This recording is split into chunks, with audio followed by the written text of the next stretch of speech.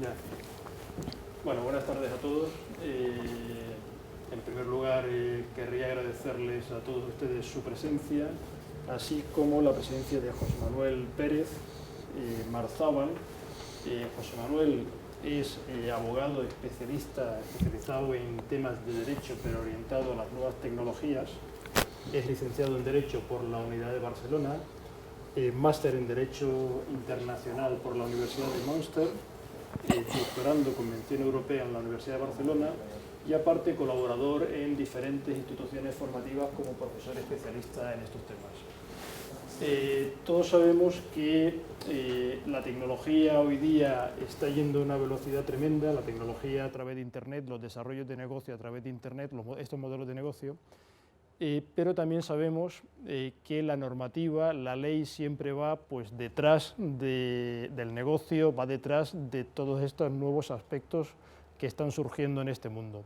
A veces esta normativa pues sabemos que coarta determinado tipo de actividades y por otro lado es fuente también de oportunidades, ¿por qué no decirlo? Creemos que es una magnífica oportunidad para todos nosotros el contar con José Manuel para que nos aclare, para que nos dé sus puntos de vista sobre la aplicación de la normativa a este tipo de nuevos modelos de negocio y sobre todo si ustedes están entrando en este mundo y están desarrollando nuevas ideas, nuevos emprendimientos, que desde luego puedan consultar con él si eso que están haciendo es legal, está bien, o es una nueva mega upload que están creando sin saberlo. Así que, José Manuel, muchas gracias por estar con nosotros, bienvenidos y adelante. Hola, buenas tardes. En primer lugar, agradeceros vuestra presencia aquí. Agradecer también la amable introducción y la invitación de la Escuela de Organización Industrial para charlar, conversar un poco con vosotros acerca de los aspectos legales de las plataformas electrónicas.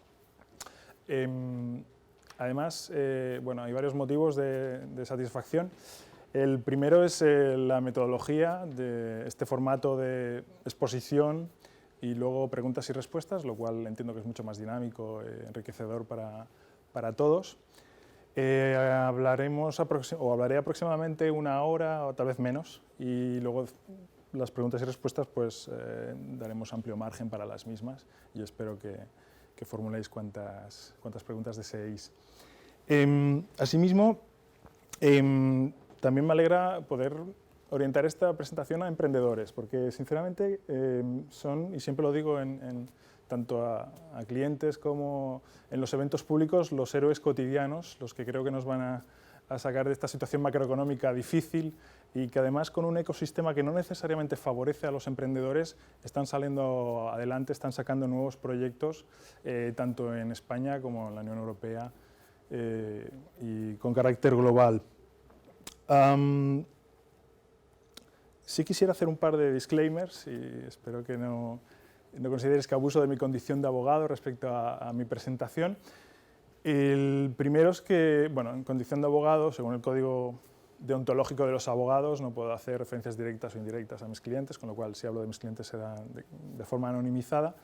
Intentaré dar, no obstante, cuantos más ejemplos posibles, no solo de clientes, obviamente, sino sobre todo aquellos que más se conocen o que tienen son de referencia en el mundo de las tecnologías y en el mundo de los aspectos legales de las tecnologías o de la alta tecnología o de las plataformas electrónicas en general.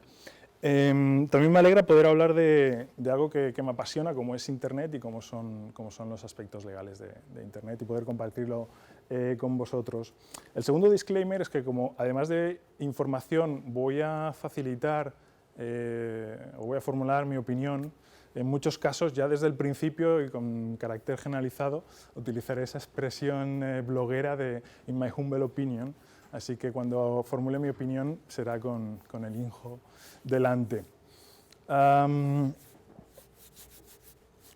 Dicho esto, veréis que mi presentación, y eso está al final en una de las diapositivas que no referiré, pero que si accedéis a la misma podréis leerla, esta presentación tiene una licencia Creative Commons. No sé si alguno de vosotros conoce los Creative Commons. ¿Sí? Veo bastantes casos. Bien, pues está sometida a Creative Commons, que es un tipo de licencia al que me referiré cuando hablemos de los derechos de autor y el valor de las ideas. Estaba hablando precisamente antes de empezar esta conferencia de cuántas cosas o del dinamismo de los cambios que se están produciendo tanto a nivel tecnológico, en las plataformas electrónicas, vemos la pujanza, por ejemplo, de las comunidades virtuales, los mercados bilaterales, etcétera, ya me referiré posteriormente a los mismos, y también en cuanto a los aspectos legales. Por ejemplo, hay una propuesta de reforma de la Comisión Europea de la normativa de protección de datos que incluye un reglamento comunitario respecto a la protección de datos, varias sentencias, entre ellas, bueno, no es una sentencia, el caso Megaupload, digamos, de cómo se ha cerrado de forma bastante dramática, si me permitís la expresión, esa web y las implicaciones que tendrán. Veremos cómo se resuelve judicialmente esa solución. También hay un caso, una sentencia del Tribunal Supremo respecto a la normativa de protección de datos y cómo casa esta con la directiva comunitaria, en concreto la cuestión del tratamiento legítimo por parte del responsable de fichero, que se recoge en la directiva comunitaria y no así en la Ley Orgánica de Protección de Datos y en el reglamento que la desarrolla. Y muchos otros casos que vemos que incluso esta misma semana ha habido alguna sentencia, por ejemplo, en Londres respecto a la Digital Economy Act y su relación con los intermediarios, que veremos hasta qué punto puede tener referencia a nivel estatal. Hablaremos también del rol de los intermediarios y, si me permitís parafrasear, a golpes bajos son malos tiempos para los intermediarios y luego veremos por qué. Bien, la secuencia de mi presentación va a ser, en principio, una contextualización de esos aspectos legales. Bueno, primero del ecosistema, de la nueva economía en general, posteriormente la contextualización de esos aspectos legales y cómo se aplican a las plataformas electrónicas, orientándome, o trataré de orientarme todo el rato a los emprendedores, y posteriormente unas propuestas de mejora a modo de corolario, a modo de conclusiones de toda mi exposición y que también sirvan de alguna forma para generar valor y de breve o de concisa guía de buenas prácticas para vuestros proyectos empresariales.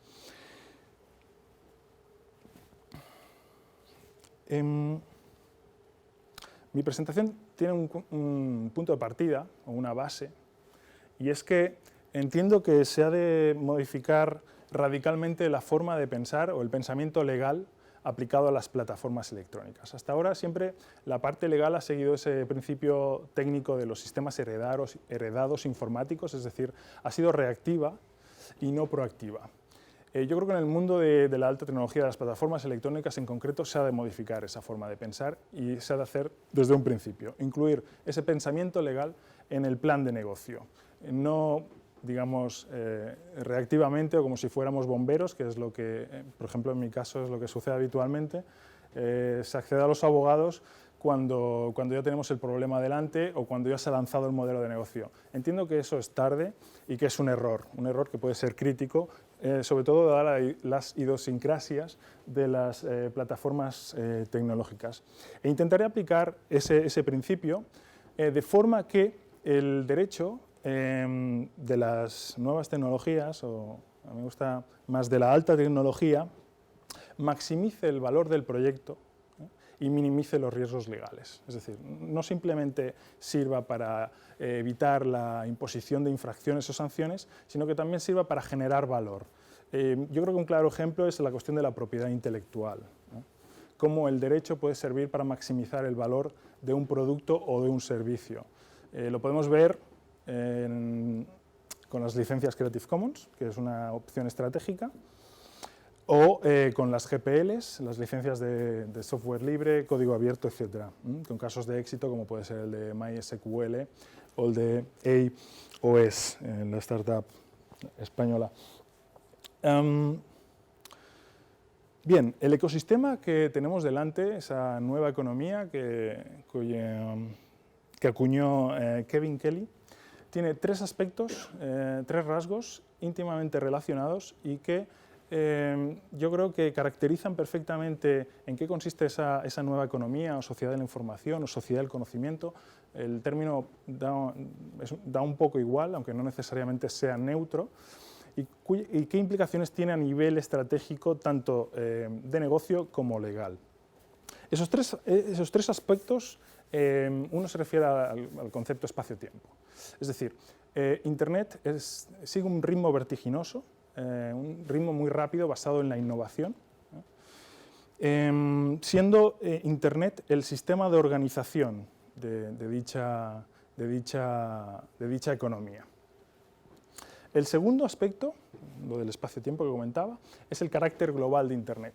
Ahora mismo, cualquier pyme puede lanzar una aplicación, ponerla en el App Store o en el Wii Store o incluso en el Chrome Store. Bueno, ahora se va a denominar Google Play, lo que os comentaba de los cambios desde ayer, Google Play. Por cierto, ayer salió el nuevo iPad, supongo que todos habéis oído hablar del nuevo iPad, asociado a esa tendencia del post-PC, ¿no?, que podríamos debatir en el turno de preguntas y respuestas, si estamos en una era del post-PC o no y qué impacto puede tener el nuevo iPad. Bueno, de hecho ha tenido ya el nuevo iPad y las tabletas inteligentes al respecto. Bueno, lo que os comentaba, ese carácter global, o sea, cuando lanzamos un negocio lo podemos lanzar con mínimos costes de infraestructura, incluso con mínimos costes transaccionales a todo el mundo potencialmente. Ese tercer rasgo fundamental relacionado con la innovación es el valor de la propiedad intelectual, en su acepción inglesa, es decir, propiedad intelectual e industrial, en el ámbito de la nueva economía. Es un rasgo fundamental.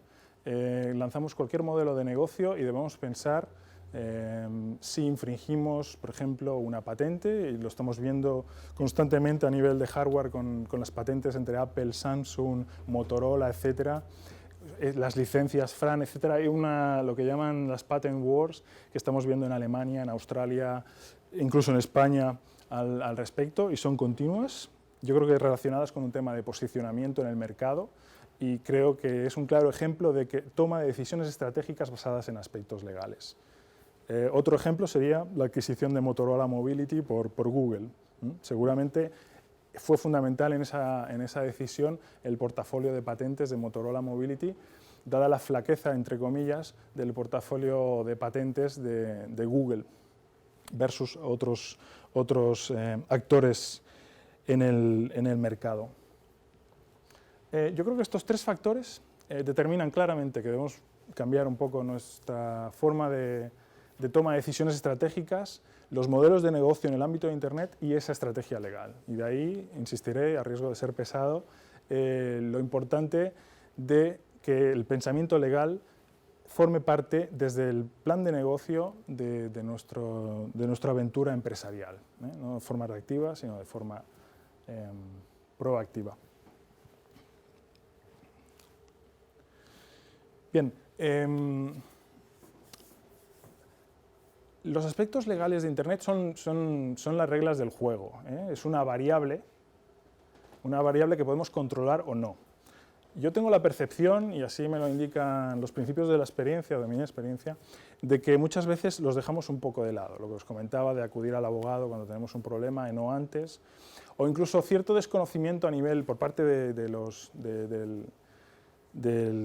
empresarios o de los emprendedores también, de los aspectos legales, cómo podemos utilizarlos para lo que os comentaba, maximizar el negocio, qué parte de nuestro negocio puede generar un riesgo legal, etc.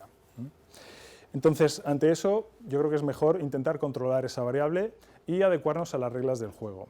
Sí es cierto, al menos a mi juicio, que el derecho no casa bien con las tecnologías y con el nivel de innovación de Internet, en el sentido de que Internet, como decía, es global. En cambio, el derecho no es necesariamente global, más bien tiende a ser nacional, salvo, bueno, hay cuestiones supranacionales, tenemos la Comunidad Europea, etcétera, pero no es el mundo entero, ¿no? Tenemos la aldea global de McLuhan por un lado y los derechos nacionales por el otro. Un claro ejemplo, tema patentes o tema marcas. Los nombres de dominio, registramos un .com, muy sencillo, vía online, etc. Luego hablaremos de los nombres de dominio, de los nuevos nombres de dominio genéricos superiores, etc. Y en cambio, para registrar una marca tenemos que ir a la Oficina Española de Patentes y Marcas, en el caso de que estemos en España. Luego, si queremos la comunitaria, podemos solicitarla, o las internacionales, etc. Pero añadiendo capas de marcas con los costes añadidos que ello implica. Es un ejemplo, hay más. Tema, por ejemplo, de protección de datos de carácter personal.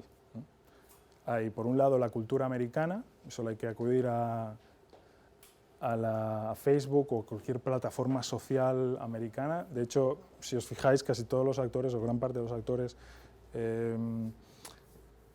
mayores, provienen de Estados Unidos, aunque esa tendencia se está modificando con Alibaba.com en China, etc. Pero bueno, Facebook, Google, etc., con ese derecho americano de protección de datos que es mucho más liberal que el del derecho comunitario de protección de datos.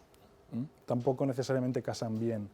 Además, en Estados Unidos los derechos de carácter personal se considera un activo de la empresa, cuando en la Unión Europea, en cambio, forman parte de los derechos personales de las personas, están protegidos constitucionalmente mediante una ley orgánica de protección de datos de carácter personal, etc.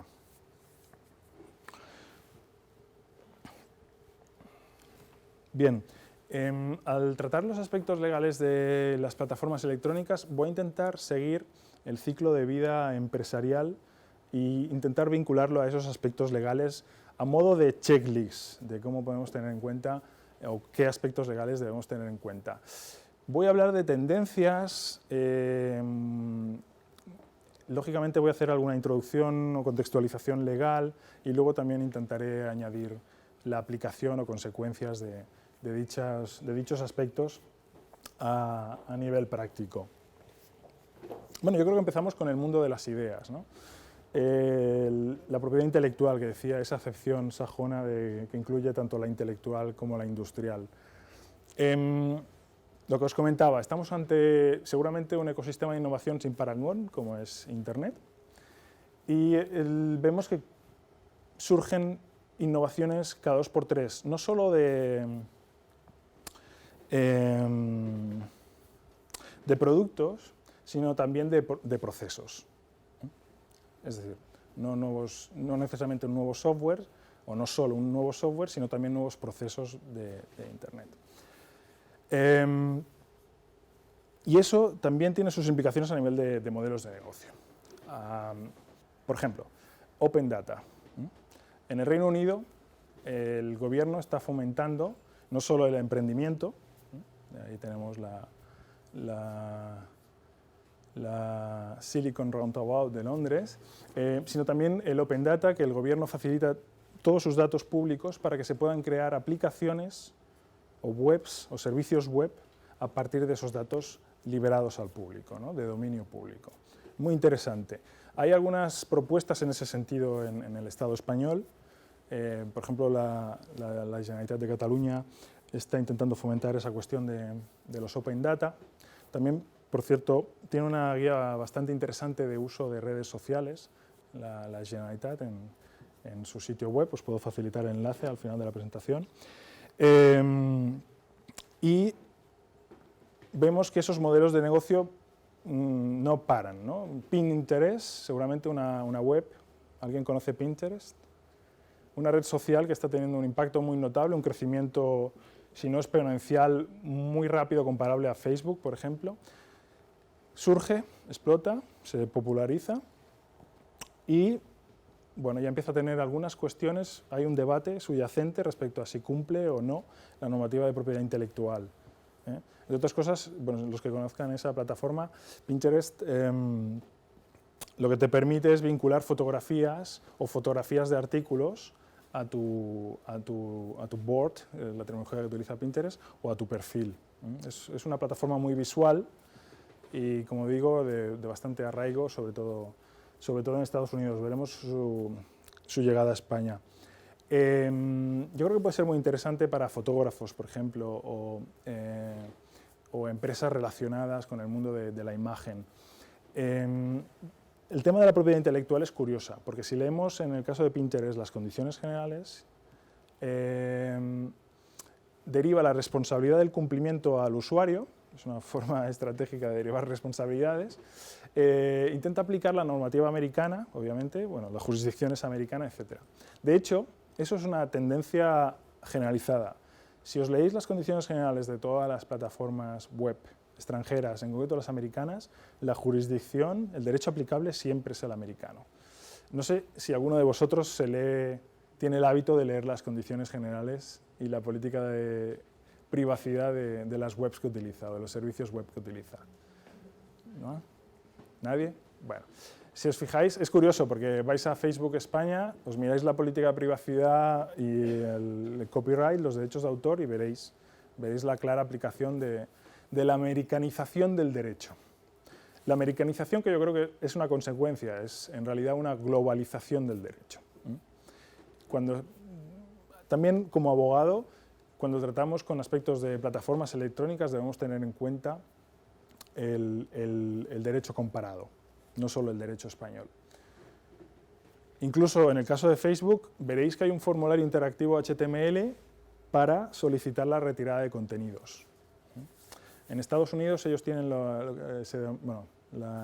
ley se denomina Digital Millennium Copyright Act. La ley comparable en España sería la Ley de Servicios de Sociedad de Información y Comercio Electrónico, los artículos de responsabilidad, o mejor dicho, de exclusión de responsabilidad de los intermediarios. Pero no son necesariamente iguales. En cualquier caso, Facebook, incluso el Facebook España, aplica el derecho americano, ¿vale? Las posibilidades de exclusión de responsabilidad de la Digital Millennium Copyright Act, no de la Ley de Servicios de Sociedad de Información y Comercio Electrónico.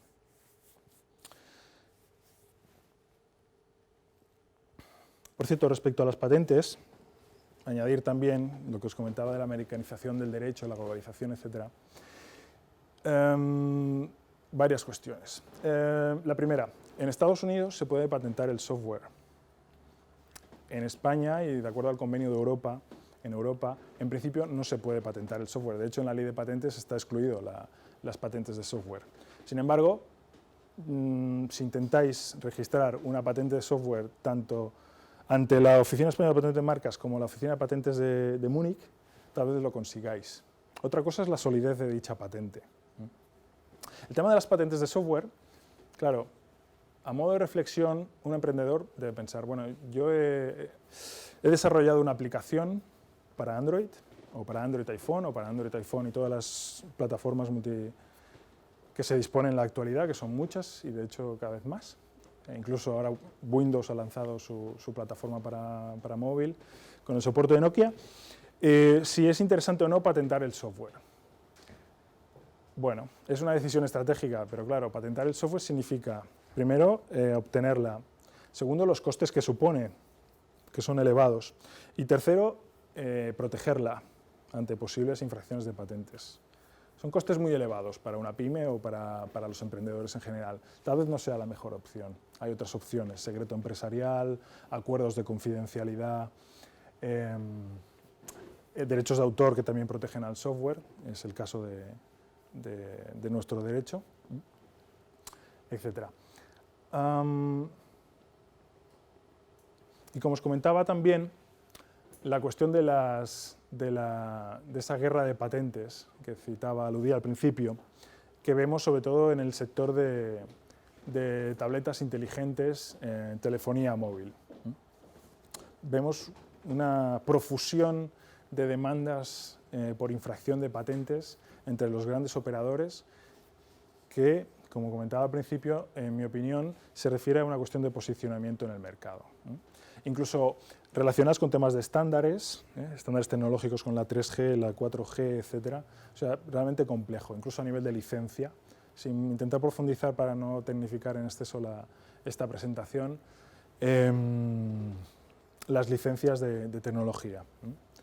Que en el caso de la propiedad industrial, si no hay un estándar aceptado por la industria, en cualquier caso, un operador con posición de dominio, en principio está obligado a ceder una licencia en términos razonables de dicha tecnología.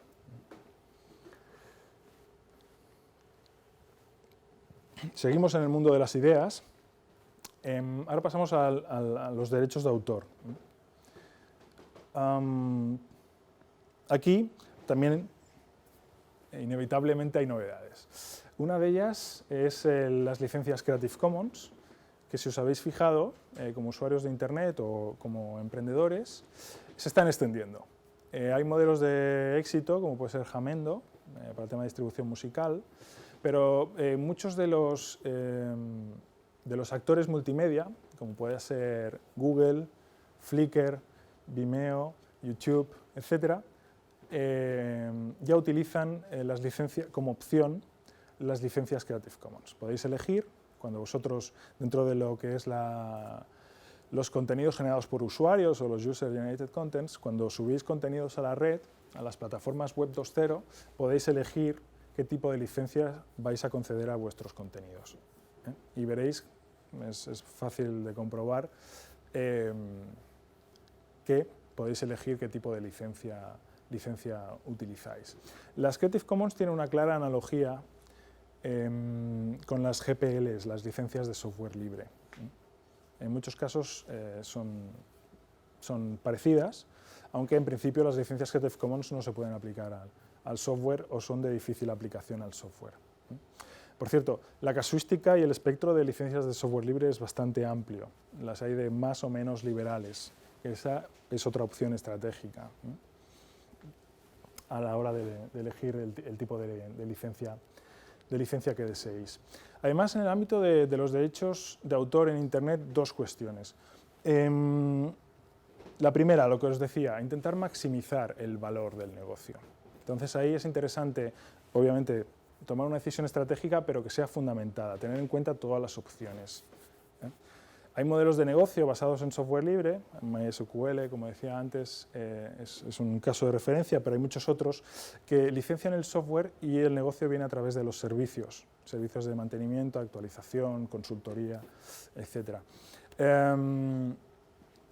Con lo cual, lo que os comentaba, intentar tener en cuenta esas opciones de licencia o aspectos legales para maximizar el valor de vuestro negocio.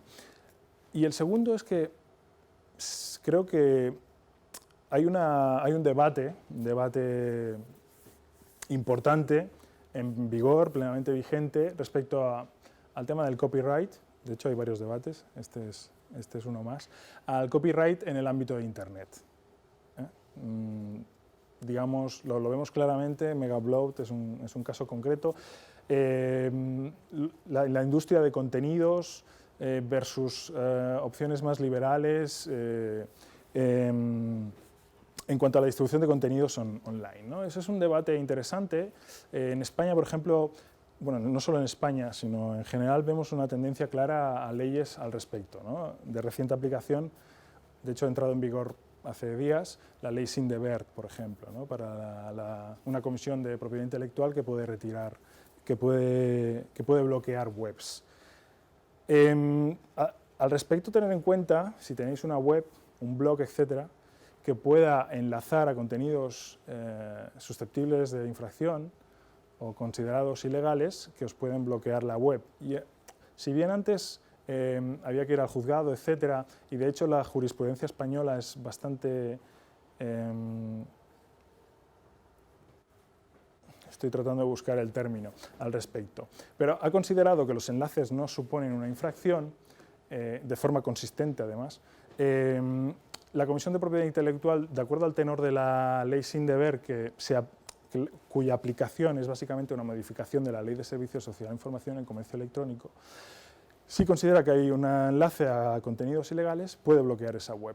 Hay que tenerlo en cuenta, según vuestro modelo de negocio, la web que tengáis, o incluso un blog, si enlazáis a contenidos susceptibles de infracción, que os puedan bloquear vuestra web. Yo creo que eso genera cierta incerteza jurídica, porque determinemos qué es infracción o no, y sobre todo derivar esa responsabilidad al titular de la web o del blog, es complicado, entre otras cuestiones porque, claro, no todos los titulares de webs o blogs tienen o conocimiento legal o acceso a un abogado que les permita o que les asesore. Bien, siguiendo con los emprendedores, a la espera de que se apruebe la ley de emprendedores, no sé si habéis leído en la prensa de color salmón, que hay un plan, se proyecta legislar o promulgar una ley de emprendedores que facilite el emprendimiento en España. A la espera de esa ley, lo que estamos viendo es que en España cada vez hay más centros de innovación y cada vez hay más empresarios que intentan hacer sus proyectos de tecnología. Esa cultura es relativamente reciente y no está tan extendida tal vez como en otros países donde dicha cultura emprendedora tiene más arraigo. El tema de las empresas del garaje, ¿no?, de Estados Unidos es un claro ejemplo que tenemos todos más o menos cercana. En España digamos que es incipiente, seguramente no, pero emergente en cualquier caso. Hay que tener en cuenta, como emprendedor, cuando negociamos con sociedades inversoras o sociedades de capital de riesgo, o simplemente gente, los business angels, etcétera, que nos vayan a capitalizar o a financiar nuestro proyecto, ¿cómo negociar esa capitalización? Fundamental es el aspecto contractual, en mi opinión. Para ello, y digamos que ese recurso se implantó con los digitales, es los acuerdos de confidencialidad, los non-disclosure agreement, que se van extendiendo. Confidencialidad es un aspecto clave, pero también los pactos de socios, los pactos con el socio capitalista, respecto a cómo gobernar la relación, cómo resolver los conflictos. También importante la cuestión de que la cláusula de no competencia. Habrá sociedades inversoras que en principio no querrán invertir en sociedades o en proyectos web que puedan competir entre sí, o tal vez no, o tal vez inviertan menos en el nuestro y esperen una mejor opción. Interesa regularlo contractualmente. Lógicamente, el tema de la propiedad intelectual e industrial que os he citado al principio, también, lógicamente, resulta sensato y conveniente incluir una cláusula al respecto en el contrato con los socios capitalistas. La cuestión del acuerdo de confidencialidad no solo para emprendedores, en general es un recurso que yo recomiendo encarecidamente y me parece un claro ejemplo de buenas prácticas en el mercado. Bien. Cuestiones de marca, como os decía, son de carácter nacional. En el mundo web 2.0 sobre todo, resulta fundamental por varios motivos. El primero, por la cuestión de los nombres de dominio, que yo creo que han adquirido un rol principal versus las marcas. De hecho, las marcas empiezan a adquirir, en la mayoría, con algunas excepciones, como puede ser, por ejemplo, la que aparece en la diapositiva, un rol secundario, un rol de solidificar el dominio registrado. O sea, como protección, sobre todo en el caso de emprendedores, pequeñas empresas, lo primero que se hace es registrar el nombre de dominio y luego la marca, o hacerlo paralelamente, que seguramente es algo más interesante. Es decir, una marca registrada que coincida con un nombre de dominio registrado, aunque también se puede soportar mediante una razón social, que legitima también los nombres de dominio, es un nombre de dominio sólido que difícilmente nos van a quitar. Además, otra novedad también, de hecho se está en fase de registro, son los nuevos nombres de dominio genéricos superiores. No sé si habéis oído hablar al respecto de los mismos, ¿sí? Tipo .brand, .tel. De hecho, ahora mismo podéis solicitar el registro. ¿No? Bueno, pues además de los .com, .org, etcétera, hay unos nuevos nombres de dominio de un espectro muy amplio que se puede solicitar su registro en la actualidad. De hecho, el registro comenzó a principios de año. Veremos cuántos conflictos genera, porque son nombres de dominio tan amplios que de hecho, generarán, entiendo, conflictos versus otros nombres de dominio y conflictos versus marcas, al cual ya estamos habituados. Supongo que conocéis el proceso de recuperación de resolución de conflictos respecto a los nombres de dominio mediante arbitraje, soluciones de arbitraje, etcétera. No sé si estáis familiarizados al respecto. Bueno, en el caso de los nombres de dominio, a diferencia de las marcas, normalmente no se tiende a ir al juzgado, sino lo que se hace es acudir a la política de resolución de conflictos de la ICANN, que acude al arbitraje. El arbitraje hay distintas sedes, la más conocida es la de la Organización Mundial de la Propiedad Intelectual Industrial, y por un módico precio de algo más de $1000, puedes recuperar tu nombre de dominio en caso de que alguien con mala fe lo haya registrado previamente y lo utilice en el mercado y coincida con tu derecho legítimo, es decir, por ejemplo, tu marca, etc. Es una solución bastante utilizada, la del arbitraje para la recuperación de los nombres de dominio. Otra cuestión clave en el ámbito de la Web 2.0 es el de las redes sociales. Os habéis fijado seguramente que muchos anuncios ahora tienden a referirnos al perfil de Facebook del anunciante en vez de hacerlo a su sitio web. De hecho, el otro día el director de 20 decía que la web ya no le importaba, su web no le importaba mucho, lo que le interesaba ahora era su perfil móvil. Bueno, pues con las marcas algo es parecido, o mejor dicho, con los sitios web algo parecido. Ahora nos referimos más a los perfiles de Facebook o de redes sociales, Twitter, por ejemplo. Bien, ante esa pujanza de las redes sociales, en mi opinión, resulta clave, tanto a nivel, en este caso, es universal, no solo para emprendedores, sino también para cualquier actor económico, el plantearse qué nombres de dominio vamos a registrar, qué marcas de dominio vamos a registrar, qué marcas vamos a registrar, en qué países, de qué clases, si es mixta, si es de productos y servicios, etcétera. Bueno, hay distintas marcas. Así como las vanity URLs. No sé si habéis oído hablar de las vanity URLs. Las vanity URLs son los subdominios de sitios web o de plataformas de redes sociales como Facebook. Entonces, facebook.com/EOI, por ejemplo, por citar el foro en que nos encontramos, sería la vanity URL de EOI. Y esas vanity URLs son muy valiosas por distintos motivos. Lógicamente por el tema de branding, me parece de sentido común, también por los permalinks y los resultados de búsqueda.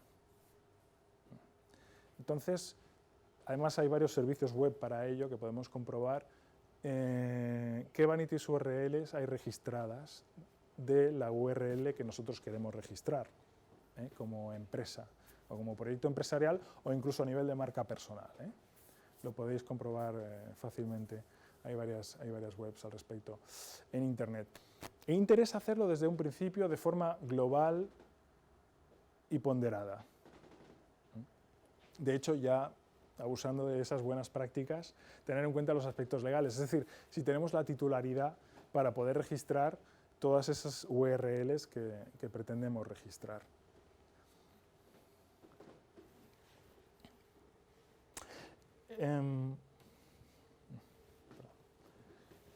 También relacionado con esto, la cuestión, yo me encuentro muchas veces que normalmente se refieren los empresarios, su inquietud primera son la protección de datos de carácter personal. Y de hecho, la tendencia es, cuando implantas arquitecturas de cumplimiento legal y regulatorio respecto a temas de protección de datos de carácter personal, seguir una política de mínimos, que se puede entender sobre todo a nivel de emprendedores y pymes por los recursos que requiere cumplir con la normativa de protección de datos de carácter personal. Pero la protección de datos de carácter personal y las bases de datos en general tienen una importancia clave a nivel de negocio, por varios motivos. El primero, porque en algunos casos se venden o se ceden, las bases de datos, o se hace publicidad basándose en los datos que disponemos, y el ejemplo más próximo que tenemos es tanto Google como Facebook, o se toman decisiones estratégicas basadas en los datos, y de ahí la importancia de los CRMs y recursos similares, minería de datos, para el tratamiento de datos de carácter personal. Con lo cual, al respecto, varias cuestiones. La primera, parece un aspecto crítico del negocio, no solo de cumplimiento regulatorio, las bases de datos de carácter personal, asociado o relacionado con la cuestión de la seguridad de la información y la seguridad del negocio, la seguridad informática. Leemos constantemente noticias de hacking, no solo reivindicativo, Anonymous está muy activo últimamente y hemos visto varios casos bastante llamativos al respecto, pero de hacking más intrusivo, cracking, phishing, ataques de seguridad, explotación de vulnerabilidades de distintas webs. Con lo cual es importante porque, entre otras cuestiones, más allá de posibles responsabilidades, y aquí podríamos discernir entre responsabilidad en eligiendo, responsabilidad in vigilando, civil, administrativa, penal, etc. La cuestión de las responsabilidades, luego abundaré un poquito más, es particularmente compleja, sino también de daño en la imagen corporativa. No repercute favorablemente en la imagen de nuestro proyecto empresarial si tenemos un ataque de seguridad, por ejemplo. De hecho, en la Ley de Servicios de Sociedad de Información y Comercio Electrónico se obliga a informar de las medidas de seguridad que se toman, y seguramente en el nuevo marco regulatorio de protección de datos de carácter personal a nivel comunitario se exigirá que se comuniquen los fallos de seguridad. Que hasta ahora, bueno, es una cuestión más o menos de transparencia. Si se comunican o no, seguramente se obligará. De hecho, ya se obliga a determinados actores, como son los de intermediación, y seguramente se extienda a todos los que traten datos de carácter personal, esa obligación de notificar ataques de seguridad. Considerando los volúmenes de ataques de seguridad, es una cuestión clave el tema de la seguridad de la información. Además, y relacionado con, y hago un pasito atrás para intentar dar dos hacia adelante, las bases de datos, como os comentaba en primer lugar, en Estados Unidos se considera que son un activo de la empresa, en Europa no, o no necesariamente, o no tan sencillamente, dado que si son datos de carácter personal, son derechos personales, con lo cual su cesión no es pacífica o no es tan sencilla. Si son datos de negocio, obviamente, si se considera un activo es mucho más sencillo. En cualquier caso, están sometidas a los derechos sui generis. Son unos derechos por los cuales específicamente las bases de datos están protegidas y tienen un valor. Se premia, digamos, el esfuerzo de crear una base de datos mediante esos derechos de sui generis, con lo cual se pueden licenciar. Normalmente es la solución más sencilla, la licencia de dichas bases de datos. Tenerlo en cuenta también, la cuestión de los derechos sui generis, que son los derechos específicos de la propiedad intelectual. ¿Cuántos de vosotros tenéis teléfonos inteligentes o tabletas inteligentes? Muy bien. ¿Cuántos de dichos dispositivos son corporativos? ¿Nadie tiene un smartphone o una tableta inteligente corporativa? Vaya, me habéis chafado la siguiente pregunta. Bueno, haré otra pregunta y luego una reflexión. ¿De qué son? ¿De iPhone? ¿Android? ¿Symbian? ¿Perdón? Android. ¿Predominan los Android? Ah, muy interesante, muy interesante. Siguen en crecimiento. Bueno, la reflexión. Bien, me ha ocurrido con frecuencia, y creo que es una práctica generalizada, o mejor dicho, una no práctica, el que dichos dispositivos adolezcan de unas políticas de seguridad en el ámbito de la empresa. Es decir, los usuarios corporativos disponen de dicha copia, con suerte están inventariadas para cumplir con la normativa de protección de datos, por aquello de los dispositivos, gestión de dispositivos, etc. pero no nada más respecto a su uso. Y su uso no es solo las comunicaciones electrónicas, son las descargas de aplicaciones. Y podemos ver constantemente que muchas de esas aplicaciones, si os leéis los permisos, ¿cuántos de vosotros se leen los permisos de las aplicaciones? Bien, es un buen hábito, mantenerlo. ¿Varía vuestra opinión respecto a la descarga o no de la aplicación según los permisos? ¿Se lo tenéis en cuenta racional? ¿Sí? Entonces no utilizáis Facebook, ¿verdad que no? Era una broma. Bien, lo que os comentaba, varias de esas aplicaciones son muy intrusivas e incluso algunas son inseguras, con lo cual, a partir de una aplicación insegura en nuestro dispositivo móvil corporativo, tal vez se entren en los sistemas de la empresa, no solo en nuestros, bueno, una transmisión de virus o acceder directamente a nuestra SIM, etcétera, que también puede suceder, sino directamente a los sistemas corporativos, a las bases de datos corporativas. Con lo cual, conviene implementar, entre otras cuestiones, las políticas de uso, no solo de las aplicaciones de Internet, sino ya de las redes sociales, porque a través de las redes sociales también podemos enlazar a webs que nos generen un troyano o una transmisión de virus o un ataque también. Ha sucedido. Bueno, evidentemente, en Internet nadie es invulnerable y eso también puede suceder al uso de las redes sociales. Sobre el uso de las redes sociales, también, no solo en términos de seguridad, estamos en una sociedad en la que, bueno, tenemos teléfonos inteligentes, tenemos televisiones inteligentes ya, bueno, están ahí. No, lo digo por la Samsung Smart TV o Sony Bravia TV o la LG, Google TV que va a salir, hablan de Apple TV, etc. No por los contenidos más al uso de la programación, sino por las posibilidades de conectividad de las televisiones. Con lo cual, es interesante de la inteligencia humana también, para poder utilizar toda esa tecnología a nuestro alcance. Con lo cual, pasamos, digamos, del taylorismo en la empresa a empresas que tal vez quieran generar valor mediante empleados conectados. El País, por ejemplo, es un claro ejemplo. El País está fomentando que sus periodistas, sus freelancers, sus blogueros, etcétera, tengan sus redes sociales siguiendo las pautas del País para el uso de redes sociales, lo cual pueda generar mayor repercusión del país, ¿no? Hay otras empresas que también lo pueden hacer. Normalmente lo vemos más en el ámbito seguramente de medios de comunicación o empresas digitales, como puede ser Facebook o Google, etcétera, que todos tienen bueno, todos no, pero muchos tienen su Google Plus, etcétera, ¿no?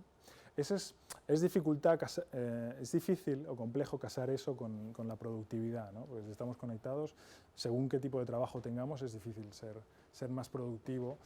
Y en el ámbito de la empresa española no siempre casa bien el que estemos conectados a redes sociales y se permita eso en la empresa, y normalmente se utilizan técnicas como el capado del firewall o directamente políticas que lo restrinjan. No de uso, sino de restricción directa, ¿no? Y lo vemos cuando se negocia con los convenios, etc. Lo cual, por cierto, dado el carácter personalísimo de los datos de carácter personal, se requiere previo acuerdo, según la jurisprudencia española, para poder acceder incluso a los dispositivos de la empresa cuando los utilice el empleado. Se requiere un acuerdo previo, de acuerdo a la normativa de protección de datos de carácter personal y de interceptación de las comunicaciones electrónicas del Código Penal. Interesante tenerlo en cuenta también a nivel empresarial.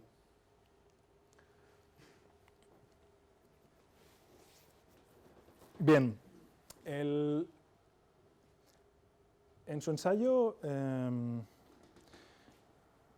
La naturaleza de la empresa, Ronald Coase hablaba ya de los costes transaccionales y decía que eran uno de los costes que generaban más costes en el ámbito de la empresa, y que si se redujeran esos costes seguramente se incrementaría la negociación bilateral, es decir, los contratos, y no necesariamente se tenía que constituir una empresa para llevar a cabo una aventura empresarial. Este ensayo data del 37, si recuerdo bien, o sea que tiene unos cuantos años, y lo estamos viendo ahora. Cada vez hay más plataformas de comercio electrónico que nos permiten tanto a clientes como proveedores adquirir bienes o servicios. Alibaba.com, por ejemplo, es un claro es un modelo, un caso de una referencia. Es decir, podemos ser una pyme que podemos adquirir productos de China o podemos vender productos en China. Y esas plataformas se están extendiendo a todos los niveles. Y yo creo que hay que predominan las estrategias de plataforma a nivel empresarial. Cada vez vemos más plataformas. Es decir, en el debate, en la dicotomía plataformas versus aplicaciones, las plataformas predominan. Y incluso las que son aplicaciones inicialmente pretenden ser plataformas. Por ejemplo, Spotify. Spotify es una aplicación de éxito que se inició como una aplicación en Europa. Ahora se ha extendido a Estados Unidos, de ahí las restricciones en el uso, entre otras cuestiones, por el tema de los royalties y de los costes de las negociaciones de los costes de las ventanas de explotación con los titulares de los contenidos en Estados Unidos, que pretende ser una plataforma. ¿Cuántos usuarios de Spotify hay en la sala? Bien. Veis que tenéis aplicaciones ahora a vuestro alcance dentro de Spotify. Con lo cual, Spotify intenta aplicar esa estrategia de plataforma para facilitarnos aplicaciones y que además pasemos cuanto más tiempo mejor en Spotify para intentar vendernos publicidad. O, bueno, en su modelo premium, las suscripciones premium. Google, un claro ejemplo, o Facebook, plataformas que nos intentan acoger en su seno y que permanezcamos ahí cuanto más tiempo posible para intentar vendernos publicidad de la forma más eficaz y eficiente posible. En el caso de Facebook, no necesariamente, al menos no sé si veis los anuncios que os aparecen en vuestro perfil, a veces aparecen un poco alejados de nuestro perfil. Google es algo más, parece que su algoritmo es algo más potente, ¿no? Normalmente aparece publicidad de algo que hemos estado navegando últimamente o si utilizamos Gmail, de la cuenta de correo electrónico, etc. Incluso los navegadores tienden a ser plataformas. Google, Chrome, vemos que también facilita aplicaciones. Bien, dicho esto, que es algo más conceptual y tal vez una digresión, a nivel de emprendedores, estas plataformas nos permiten salir al mercado global por incluso un freelancer que desarrolle una aplicación Android o para cualquiera de las otras plataformas, y de hecho creo que es recomendable hacerlo con carácter multiplataforma, y la podemos vender en cualquier lado. Bueno, no necesariamente venderla.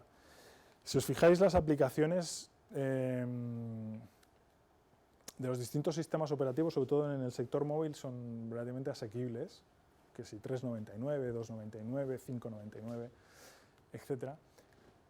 Entre otras cuestiones porque como son globales, tienden a N usuarios, con lo cual tienen una capacidad de venta notable, y además en algunos casos están soportadas con publicidad, de ahí que algunas sean gratuitas. Bien, es decir, dos desarrolladores podemos lanzar una aplicación y la vendemos. O somos una pyme que produce, digamos, economía real, ¿no? Zapatillas o ropa. Pues podemos ir a alibaba.com y vender nuestro producto. Otra cuestión es la logística, la dejamos aparte por ahora, ¿eh? Eso los dejamos a los encargados de logística. Con lo cual vemos que incluso la economía real podemos salir al mercado y vender a todo el mundo. Seguramente por cuestiones de logística tal vez debemos reducir nuestro mercado, eso es otra cuestión.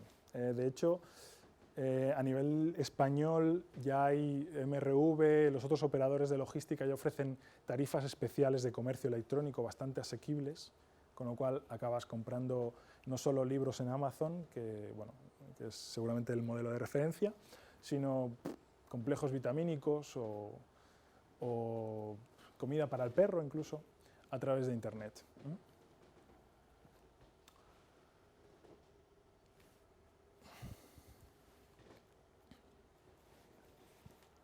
Bien, otra cuestión que evoluciona sin parar es la cuestión del marketing y de las comunicaciones electrónicas, o las comunicaciones comerciales vía electrónica utilizando la terminología legal. Yo recuerdo cuando iniciaba mi práctica jurídica, pues hablábamos del mailing, que era enviar cartas, y cómo probar el consentimiento de acuerdo incluso a la LORTAT inicialmente, no sé si alguien de aquí de la sala se acuerda de la LORTAT, ahora la Ley Orgánica de Protección de Datos. Claro, eso lo hemos dejado bastante atrás. Ahora ya hablamos de mailing, de enviar correos electrónicos. Incluso el correo electrónico empieza a ser ya algo un poco obsoleto, no necesariamente, pero sino que pretendemos utilizar comunicaciones electrónicas más sofisticadas, ventanas, frames, mensajes multimedia, etc. Al respecto, para emprendedores, sobre todo para pequeñas empresas que no tengan muchos recursos, resulta muy interesante las plataformas de redes sociales, porque puedes derivar la responsabilidad del tratamiento y utilizar como canal de marketing esas plataformas de redes sociales, lo que os comentaba antes del perfil de Facebook, ¿no? el page de Facebook, y hacer tu publicidad ahí, y si no vuelcas los datos de los seguidores en tus bases de datos, en principio el responsable del tratamiento es Facebook. Otra cosa es que resulta muy interesante leerse las condiciones para ver quién es el titular de esos datos y qué se puede hacer con esos datos. Entre otras cosas porque Facebook tiende a acaparar la titularidad de la información que se contiene en su plataforma. Pero es una opción interesante. Tenemos un canal de comunicación gratuito, entre comillas.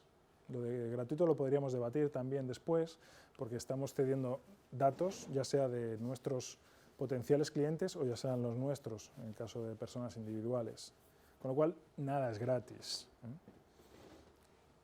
Si volvemos un poco a lo de las plataformas, Google nos ofrece tecnología muy potente que ha reducido los costes transaccionales también, entre comillas, gratuitamente. Gmail, Google Earth, Google Insights, Google Finance, etcétera, herramientas muy útiles, sinceramente, de un nivel tecnológico encomiable, que son, entre comillas, gratuitas, a cambio de nuestros datos.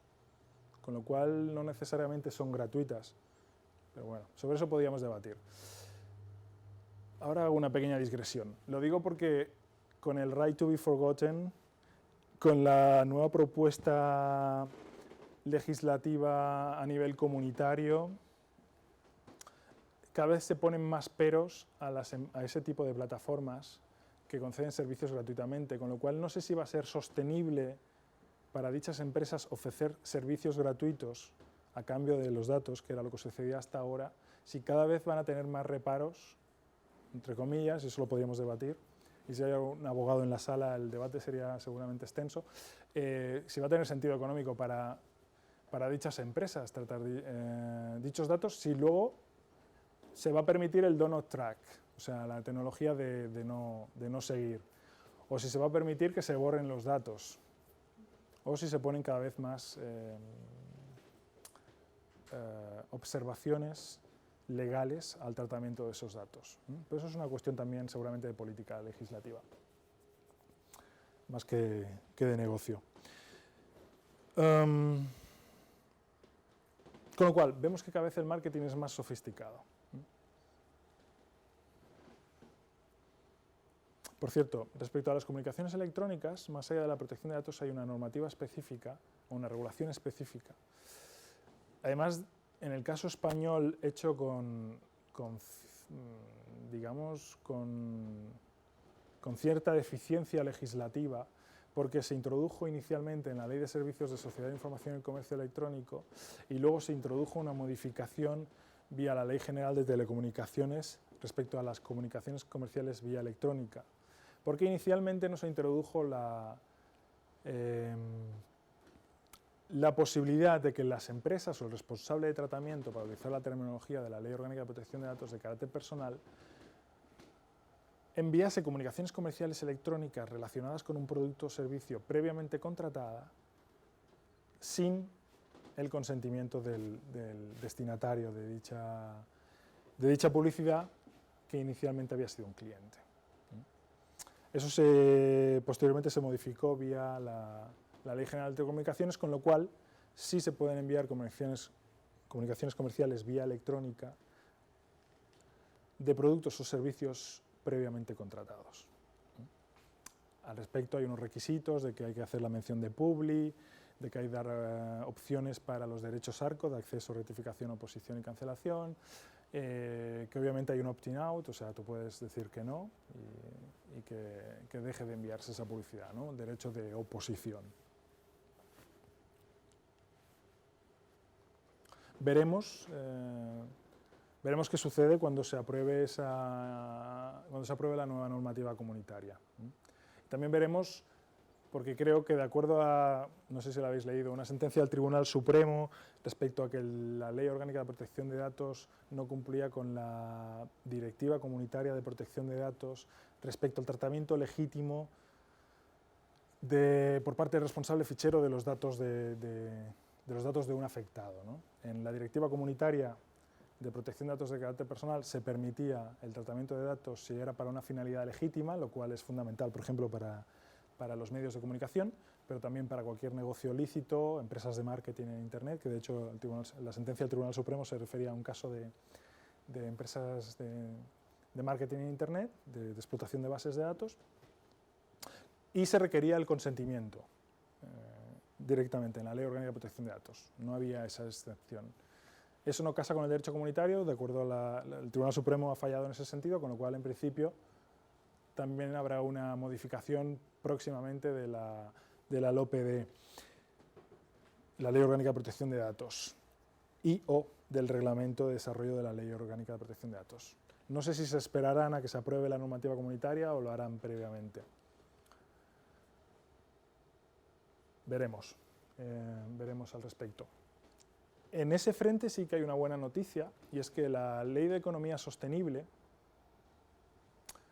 que trascendió al público por la Ley Sinde, ahora Ley Sinde-Wert, contenía una disposición que racionalizaba el procedimiento de infracción de imposición de infracciones y sanciones por parte de la Agencia Española de Protección de Datos.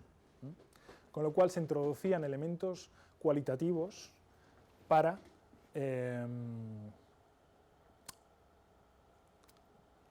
parametrizar qué sanción podía imponer la Agencia Española de Protección de Datos, no solo según el tipo de infracción, sino también el tamaño de la empresa, por ejemplo, el tipo de negocio, etc. Con lo cual las pymes, por su tamaño y por el volumen de facturación, en principio, en caso de posible infracción o expediente sancionador por parte de la Agencia Española de Protección de Datos, pues se tendría en cuenta su tamaño versus las grandes empresas, cosa que nos sucedía hasta al respecto. Y si conocéis el régimen de infracciones y sanciones de la Ley Orgánica de Protección de Datos de Carácter Personal, son considerables, siendo las sanciones de nivel alto de hasta 600.000 euros. Además, las sanciones de la Ley Orgánica de Protección de Datos de Carácter Personal son acumulativas, o sea, si había varios supuestos de infracción se iban acumulando. Imaginaros lo que supone en la cuenta de resultados de una pyme una infracción de un volumen de sanción de dicha dimensión. Como os comentaba antes, malos tiempos para los intermediarios, ¿no? Si me permitís la expresión coloquial, por varios motivos. El primero porque, digamos que los titulares o la industria de contenidos ha tendido o tiende a derivar la responsabilidad hacia los intermediarios. Es mucho más fácil pedir a YouTube que retire contenidos que ir usuario por usuario a que retire contenidos. De hecho, ha habido un caso bastante conocido al respecto, YouTube contra Telecinco en España. Casos similares como este ha habido en distintas jurisdicciones.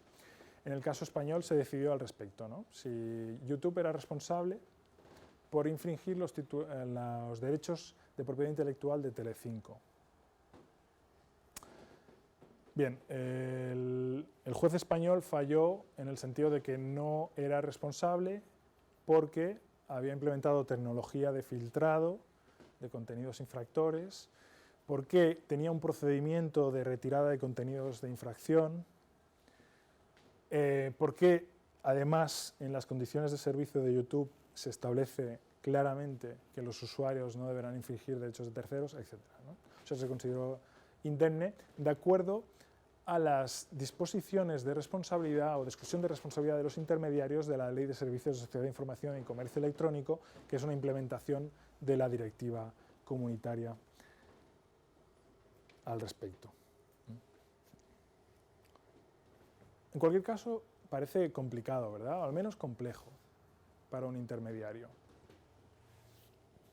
Bien, además de eso, claro, lo que se está produciendo, no sé si habéis oído hablar de la SOPA, la PIPA, tienen todos unos acrónimos curiosos, ACTA, etcétera. Bueno, nuevas disposiciones. En Estados Unidos de momento se ha rechazado la implantación de la PIPA y la SOPA, Stop Online Piracy Act, Protecting Intellectual Property Rights Act. Es el resultado de esos acrónimos. Y el ACTA, el acuerdo en este caso que se quería implementar a nivel comunitario y que el Parlamento votará este verano si se ratifica, si lo acepta, si se ratifica en la Unión Europea o no. Que directamente derivan todavía más responsabilidad a los intermediarios. El ejemplo más próximo que tenemos es el de la ley sin deber, ¿no? Lo que os comentaba de que si tenemos un enlace que en nuestro foro, imaginaros, en el foro, creamos un foro o un blog con comentarios en nuestra web, debemos tener cuidado con que enlazamos, ¿no? Con lo cual es interesante establecer normas de comunidad en nuestros webs, en nuestros blogs.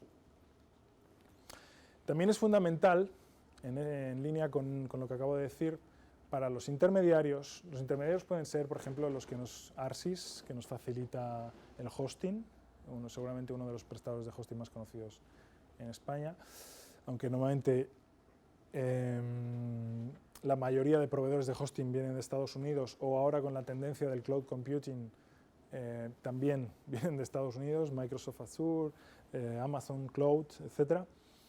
Eso sí, Amazon Cloud, por ejemplo, tiene servidores en Irlanda, lo cual nos facilita las cosas, porque en principio, al tener servidores en Irlanda, debe cumplir con la normativa de Irlanda, que está armonizada, teóricamente, con la normativa española, vía derecho comunitario. Con lo cual, si somos un emprendedor que queremos lanzar nuestra plataforma, no la pondremos en Amazon Estados Unidos, la pondremos en Amazon Irlanda. Parece lo más sensato, por cuestiones regulatorias.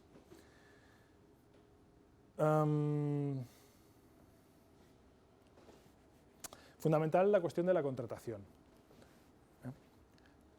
por varios motivos. Uno, por el tiempo de servicio, el nivel de servicio, los SLAs, los Service Level Agreement, o los acuerdos de nivel de servicio. O sea, si tenemos una plataforma online, obviamente queremos que responda, que sea rápida, que sea eficaz, que no se caiga. Eso es fundamental. Y también a nivel de posibles responsabilidades, un aspecto clave, o de exclusión de responsabilidad. Sin entrar ahora a profundizar en el régimen de exclusión de responsabilidades de la Ley de Servicios Sociales de Información y Comercio Electrónico, el principio general vendría a ser que no seremos responsables si establecemos un procedimiento por el cual, en cuanto sepamos o tengamos constancia o conocimiento efectivo, utilizando la terminología de la ley, retiremos los contenidos o los bloqueemos. Con lo cual, eso debe estar establecido en el contrato o debe estar establecido en las condiciones generales de nuestra web.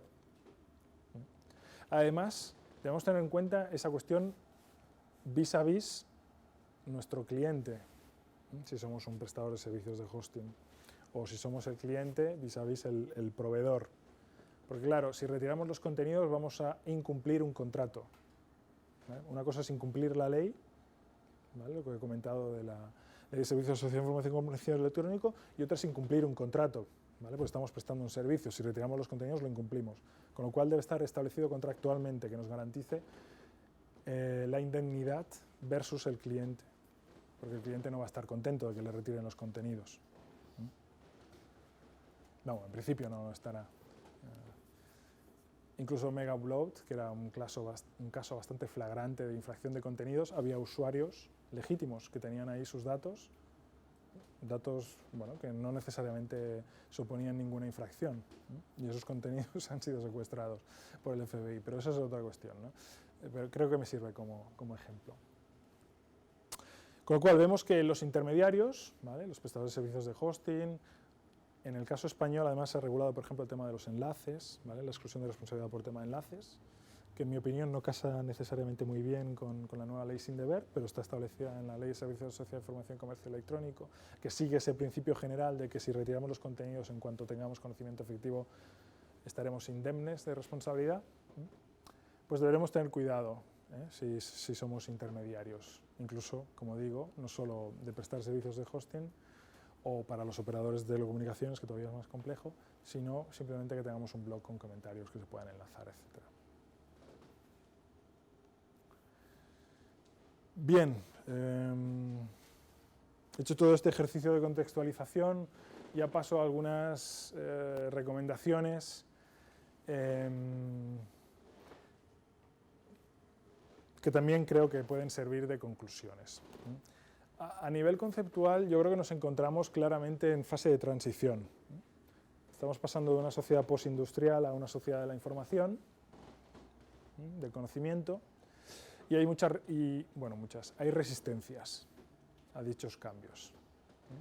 Porque claro, si Google, por ejemplo, facilita muchos servicios gratuitos, o hay muchos desarrolladores de software que facilitan aplicaciones, software libre, bueno, no necesariamente gratuito, pero en cualquier caso de forma muy asequible, los que hasta ahora vendían sus servicios o productos no están muy contentos, ¿no? Lo vemos, ejemplo palmario con la industria de contenidos, sin entrar ahora a debatir las arquitecturas P2P.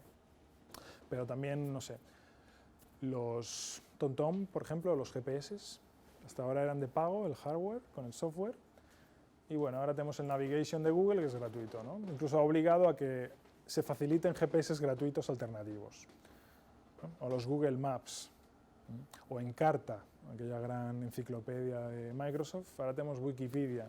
O sea, estamos viendo que se tiende a la gratuidad y que muchos de esos productos o servicios que hasta ahora había que pagar se han convertido en commodities. Claro, todos esos titulares no están muy de acuerdo, lo cual parece muy razonable, y utilizan todos sus recursos, entre ellos los legales, ¿no?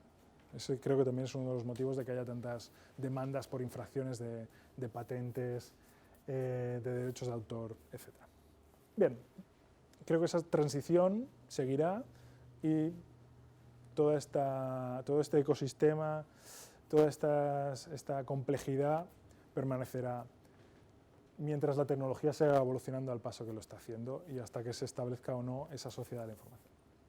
Bien, en cualquier caso, todas esas tecnologías creo que permiten, como decía, un nivel de innovación sin parangón y, por tanto, modelos de negocio nuevos que surgen sin parar, ya sean nuevos productos o servicios o nuevos procesos. En fase de nuevos procesos, claramente, creo que las comunidades virtuales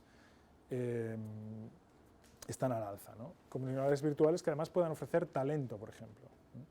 Estamos freelancer, o cómo podemos contratar trabajadores o freelancers o autónomos vía Internet. Se está extendiendo también.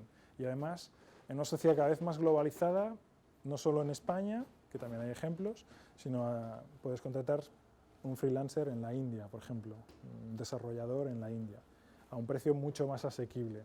Otra cuestión es el nivel de servicio, sobre eso podríamos hablar también. Pero bien, vemos que hay nuevos modelos de negocio, o lo de Open Data. Yo tengo muchas esperanzas de que cuando el gobierno español y los gobiernos autonómicos se decidan a implementar la Open Data, van a surgir muchas aplicaciones en España basándose, utilizando o explotando dichos datos, ¿no? Veremos, esperemos.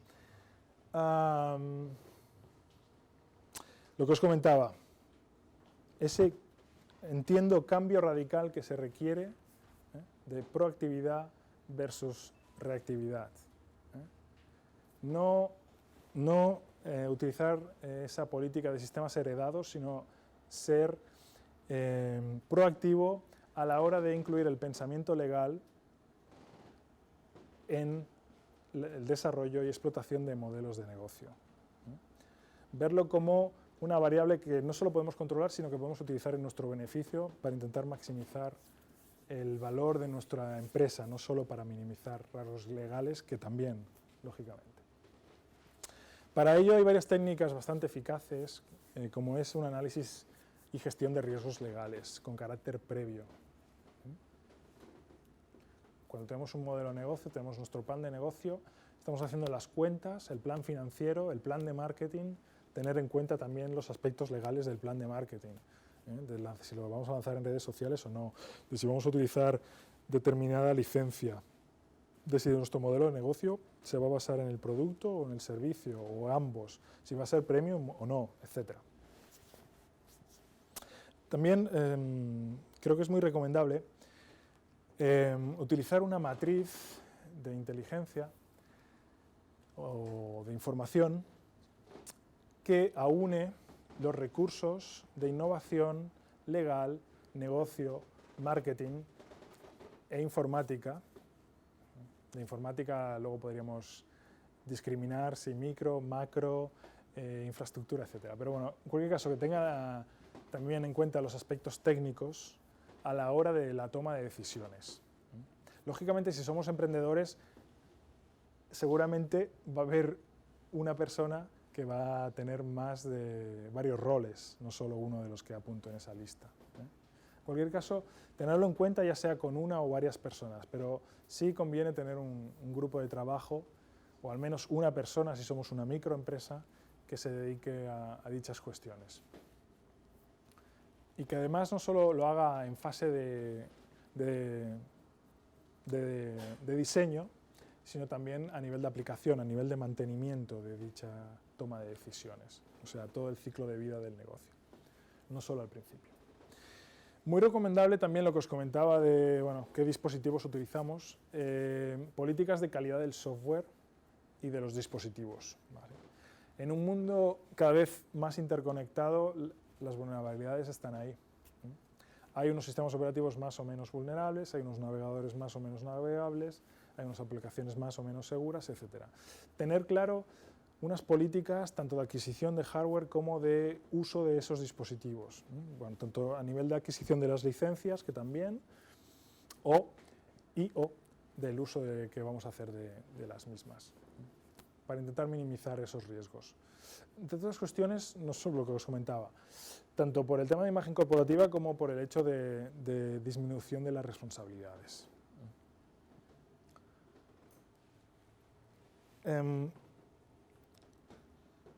Dentro de esas vulnerabilidades, los usuarios son un riesgo potencial también, con lo cual la formación y divulgación no solo redundará en explotar ese talento, sino en tener, si me permitís la expresión, y en este caso totalmente neutra, de empleados más inteligentes, con mayores competencias tecnológicas, que creo es esencial hoy en día, pero que además redunda en la posibilidad o en la opción de minimizar dichos riesgos. Con lo cual, formación y divulgación en la empresa también resulta fundamental, asociado a esas políticas que os comentaba.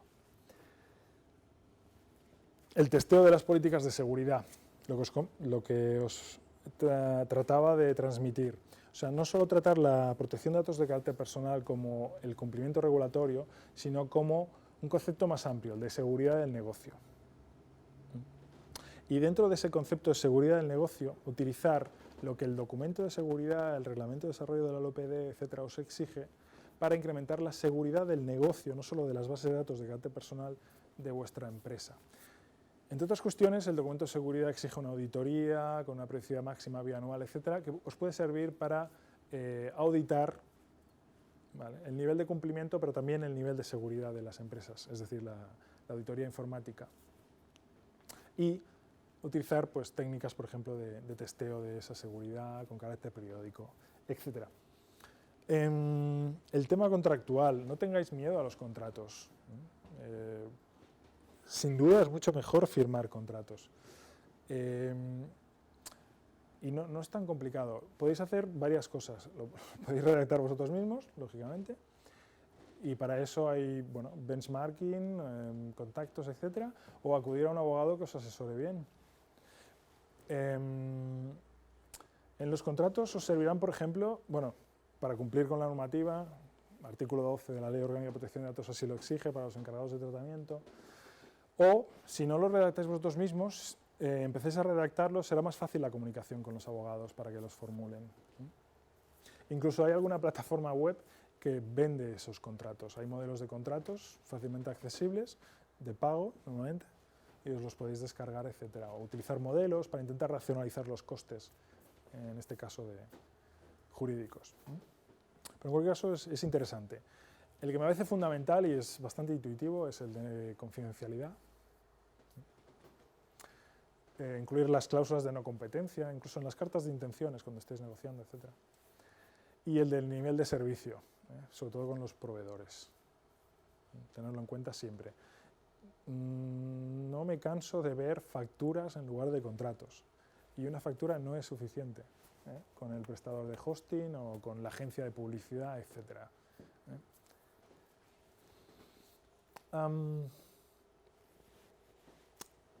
También llama la atención no solo el más o menos protección de nuestra propiedad intelectual industrial, sino simplemente que no se haga un inventario. Tener un portafolio claro, inventariado de cuál es nuestra propiedad intelectual industrial, porque es un activo de la empresa, sobre todo para venderlo. Y luego, obviamente, a nivel de protección. Cómo lo podemos proteger, lo que os comentaba, de discernir y tomar una decisión racional de si vamos a registrar una marca o no, de si vamos a registrar una patente o no, de dónde la vamos a registrar, etc. Y finalmente, los códigos de conducta, que formarían parte de ese concepto más global de arquitectura legal de cumplimiento dentro de la empresa y que podemos utilizar para nuestras relaciones versus o vis-a-vis los empleados y vis-a-vis el mundo. Que podemos hacer a nivel de uso de aplicaciones de Internet, redes sociales, seguridad de la información, etc. Y bien, ahora solo me queda agradeceros vuestra atención. Espero que os haya resultado de interés y quedo a vuestra disposición para todas las preguntas que os guste formular. Tenía algunas relacionadas sobre todo con el área un poco de las relaciones internacionales, digamos, tanto a nivel de comercio electrónico, tanto la posibilidad de tener clientes en el extranjero, como todo el tema del hosting que antes ha salido un poco de decir, bueno, si mi host está en España o está en el extranjero, normalmente son más baratos los americanos y parece que ofrecen mejores servicios, pero si eso puede tener problemas en cuanto a que ya la legislación que se aplicaría en mi caso sería la norteamericana y no la española, etcétera, etcétera. Entonces, eso por un lado, y por otro lado, a nivel de comercio electrónico, ¿qué legislación se aplica? ¿La española, la americana, porque son más y más fuertes? Ahí yo tengo una laguna bastante grande en cuanto a todo esto, ¿no? Porque además es bastante cambiante en todo caso. Vale, trataré de responderlas a todas. Porque que además, en el tema del hosting, por ejemplo, no sabes a ciencia cierta dónde está el servidor, dónde está tu web. Teóricamente sí, pero si está en la nube puede ser hasta un servidor virtual que físicamente esté en medio docena de ellos, en medio docena de países, ¿no? O sea, no saber dónde tienes tus cosas y por lo tanto no sabes qué legislación se puede aplicar o por dónde te va a venir el palo, ¿no? Sí, el palo. Bien, el tema del hosting es por cuestión de masa crítica, que en Estados Unidos es mucho más asequible. Y de hecho, no sé, pero aproximadamente más del 50% de los hosting o alojamientos del mundo radican en Estados Unidos. Claro, eso se está modificando con lo que comentaba de las tendencias de computación, el cloud computing, etc.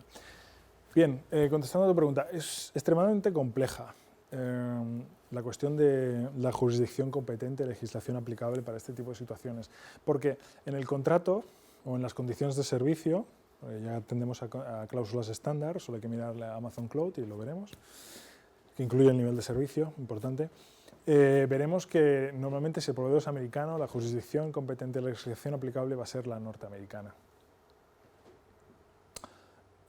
Eso no casa muy bien, por ejemplo, con la cláusula o con la cláusula de competencia de la Ley Orgánica de Protección de Datos de carácter personal, que dice que cualquier tratamiento de datos personales en España, bueno, viene a decir, cualquier tratamiento de datos de carácter personal en España será aplicable la LOPD, la Ley Orgánica de Protección de Datos, con lo cual sería aplicable la legislación española cuando el contrato dice que sería aplicable la norteamericana, sin obviar la cuestión de la transferencia internacional de datos, lo que os comentaba de Amazon Cloud.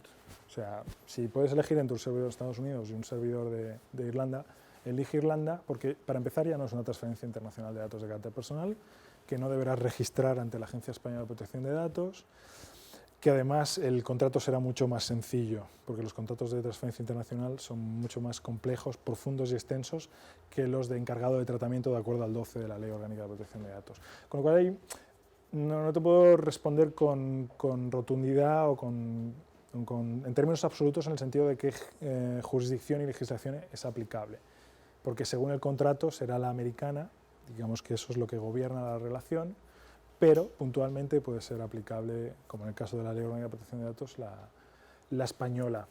En cuanto al comercio electrónico, que también me preguntabas, pues un poquito, bueno, también es complejo.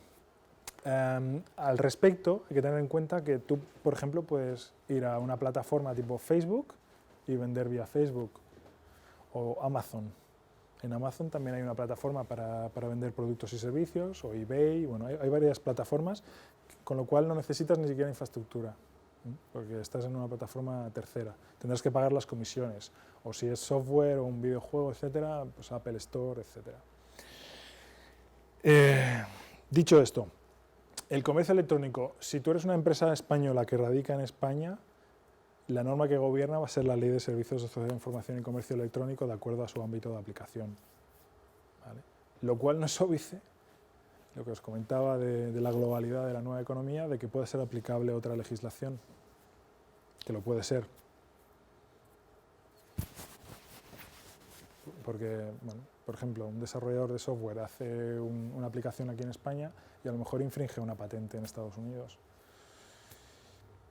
Como principio general, aplica el derecho español si tú eres una empresa española cuya actividad radica aquí.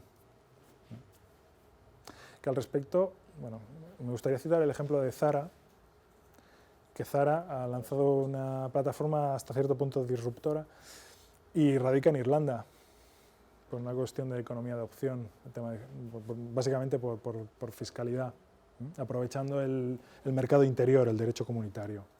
Por eso os comentaba que cuando toméis la decisión de lanzar una plataforma de comercio electrónico, que son hoy en día relativamente sencillas de lanzar, otra cosa es que tengan éxito o no, más allá de la logística, es interesante determinar el marco geográfico de la misma por temas de legislación.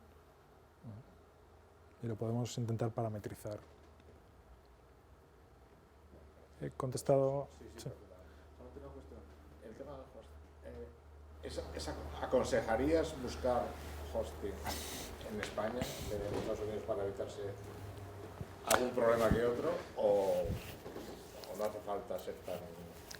Bueno, para complicarlo un poco más, citaré la Patriot Act americana, que aplica a todas las empresas americanas. Con lo cual, si tú tienes un proveedor de hosting o de cloud computing americano, la Patriot Act, que choca frontalmente con la Directiva Comunitaria de Protección de Datos, pues seguramente va a aplicar. Veremos qué pasa. Han tratado de ponerse de acuerdo la Unión Europea y Estados Unidos al respecto. Pero bueno, obviemos la Patriot Act para no hacerlo más complicado de lo estrictamente necesario. Yo, en cualquier caso, recomiendo siempre el ámbito comunitario, si no español. ¿Por qué? Lo que comentaba previamente. No hay transferencia internacional de datos de carácter personal a nivel legal, o sea, sí hay prácticamente, está claro que hay una transferencia internacional, está en otro país, pero como no es extracomunitaria, no se considera transferencia internacional, lo cual simplifica enormemente ese tratamiento. Asimismo, no solo simplifica el tratamiento, sino también, como consecuencia, simplifica el contrato. Porque el contrato solo tendrá que cumplir con las disposiciones del artículo 12 de la Ley Orgánica de Protección de Datos. ¿Vale? Básicamente, que es el encargado del tratamiento seguirá las instrucciones del responsable del fichero, que solo tratará los datos para la finalidad del tratamiento contratado, que devolverá o cancelará los datos una vez finalice la relación negocial, que implementará las medidas de seguridad de acuerdo a la Ley Orgánica de Protección de Datos de Carácter Personal, y, bueno, artículo 9 y el reglamento que la desarrolla. Con lo cual lo simplifica enormemente. Tal vez sea un poco más costoso económicamente, pero entiendo que los beneficios legales lo recomiendan. ¿Más preguntas? Yo básico. Lo primero que tengo que hacer cuando yo quiero abrir la web y en la web pues tienen que pagar los usuarios y tal, ¿qué es lo primero que tengo que hacer en el aspecto legal? ¿Tengo que hacer una auditoría o tengo que...? O sea, ¿me leo la ley y veo si la cumplo o cómo va eso? Es que no sé cómo... Bueno, en primer lugar has de poder facturar, es decir, darte de alta en Hacienda, constituir una sociedad o declararte como autónomo para poder facturar y poder vender, o sea, titularidad de la actividad académica. Luego el tema de la constitución de la sociedad pues también es interesante por cuestiones de responsabilidad, etc. Dicho esto, que es más convencional, ¿no? más tradicional, en cuanto a la plataforma que me comentabas, sí, yo siempre recomiendo el benchmarking. Tú te miras webs de referencia, te miras cómo funcionan, el workflow, bueno, todo lo que puedes acceder desde la web, miras sus condiciones, te haces una idea de cómo funcionan los procesos, sus condiciones legales. Siempre hay buenos ejemplos y eso te ayuda. Si además te miras la ley, miel sobre hojuelas. Conozco pocos casos de que se lean las leyes aplicables porque, como habrás podido intuir por mi presentación, son muchas. Pero si te las miras, obviamente mucho mejor. Entre otras cosas, porque para empezar ya tendrás conocimiento y con ese conocimiento podrás tomar decisiones mejor fundadas. Entonces, bien, la ley específica para el tema de contratación electrónica es la Ley de Servicios de Sociedad de Información y Comercio Electrónico, que además tiene sus disposiciones respecto a lo que es el procedimiento de contratación, cómo funciona, los requisitos, etc. ¿Y qué diferencia hay entre, cuando hablamos de plataformas electrónicas, qué diferencia hay entre marca y logo? Bueno, digamos que el logo puede ser marca, pero no siempre, no necesariamente. ¿Yo tengo que registrar el logo? ¿O para qué me No, sirve registrar el logo? no es una obligación. ¿Y para qué me sirve? En principio, si tú diseñas un logo, puedes proteger vía marcaria, dicho logo. Te sirve a nivel de protección básicamente para que no te lo plagien, o sea, no te lo copien, o no te lo manipulen, o no lo pongan en una página tal vez indeseada. Es un tema de titularidad, que luego después lo quieres comercializar porque el logo es tan creativo, tan potente, que lo puedes llegar a licenciar, cosa que, por cierto, se puede hacer extensible a marcas, a productos farmacéuticos, etc. O sea, la licencia es un recurso muy útil y puede conceder recursos a la empresa, pues mejor. O sea, es decir, no solo a nivel de protección, sino a nivel de negocio puede ser útil. Las marcas de logo pueden ser visuales o mixtas. Lo que comentaba de los distintos tipos de marca. Si tú, por ejemplo, tienes un logo y un claim, pues registrar una marca mixta. Si tú tienes simplemente el logo, puedes registrar una marca visual. Y después puedes elegir las clases. Lo que pasa es que cuantas más clases se incrementan los costes. Y luego, para añadir una capa más, puedes elegir el ámbito geográfico de la marca. Yo normalmente para microempresas, pequeñas empresas, la marca es un recurso útil, pero recomiendo a nivel estatal, porque si no los costes son exacerbados. Os comentaré una anécdota muy rápidamente. Una empresa de videojuegos que estaba en fase de crecimiento y me consulta respecto al tema de propiedad intelectual industrial, no solo de los videojuegos, sino de las marcas, y que quería registrar las marcas, o sea, es decir, el título de los videojuegos como marca en todos los países, bueno, en todos no, pero en distintos ámbitos. Claro, los costes eran descomunales. Es mucho más económico y más ágil registrar el nombre de dominio, hacer un canal de YouTube con el videojuego, o hacer un canal de YouTube con el nombre de la empresa y lanzar los videojuegos ahí. Las vanities URLs, que si el perfil de Facebook, etcétera, depende si dispones del community manager y de los recursos para ello. Y luego el tema de marcas, pues bueno, intentar solidificar eso, lógicamente, mediante una marca, si es posible. y luego más adelante, si el videojuego es un bombazo, pues ya veremos si lo registramos en más países. Lo que pasa es que normalmente los actores con deep pockets, que tienen recursos suficientes para registrar en distintos foros geográficos, son los grandes actores, tipo Apple, Google, etcétera, que tienen marcas en todas partes, pero un emprendedor, una microempresa, sobre todo en fase de desarrollo, difícilmente va a poder registrar marcas en muchos lugares. Al respecto también, bueno, el copyright es un recurso útil, ¿no? Si os miráis el sitio web o la página web del registro de la propiedad intelectual, veréis que se pueden registrar cosas. Lo digo porque marcas y patentes, sobre todo estas últimas, son formas de protección caras. Podemos discutir si son muy caras o más o menos caras o asequibles, etc. Eso lo podemos debatir. Pero hay otras opciones en algunos casos. Entonces, por ejemplo, el registro de propiedad intelectual, veréis que se pueden registrar hasta, por ejemplo, software, se puede registrar en el registro de propiedad intelectual. El inconveniente es muy barato, el registro de propiedad intelectual. El inconveniente es que es público, con lo cual tal vez sea mejor un depósito escrow ante notario, ¿vale? de tu software, por ejemplo, o otras soluciones tipo Safe Creative, que es una web en la que también puedes registrar logos, software y otras creaciones intelectuales. Hay muchas imágenes donde te pone el copyright, que no lo puedes copiar, pero hay muchísimas que no te las ponen. O sea, tú puedes utilizar esa... ¿Cómo te aseguras de que eso no está protegido porque tiene copyright esa imagen si no te aparece? ¿Solo puedes utilizar las imágenes que tienen que estar libres de derecho? ¿Cómo sabes si está libre de derecho?